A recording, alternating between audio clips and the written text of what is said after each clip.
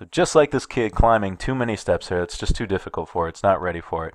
We need to limit the number of steps to make our replacement behavior doable. Because again, it's got to be simple, it's got to be easy, or else we're going to do something easier. Just like with that texting, right? If it took you that many steps to send a text every time, you would quit and not send texts. Or the way things work now, you'd find an app that made it a lot easier to send texts and you'd use that instead. Same thing with your behaviors. You're going to find a behavior that's easier, that has less steps, and you're going to do that instead, even if it's not the most helpful. So let's think of it this way. So imagine that we're trying to do homework, right? That's something we want to work on. Imagine too many steps would be after school, I got to pack my things, right? Pack my backpack up. I got to go home, get a ride, catch the bus, whatever, right? Then I got to eat a snack, right?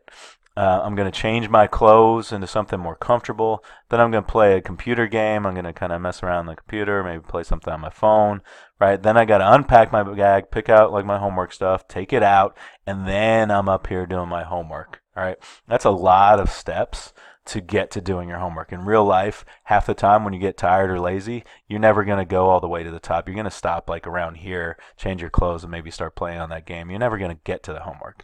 That's too many steps. That's why we've got to limit steps if we're going to come up with a good replacement behavior. So an example of limiting it would actually be starting with, okay, after school, I stay at school, so I'm not even going anywhere. I don't even have to take that extra step.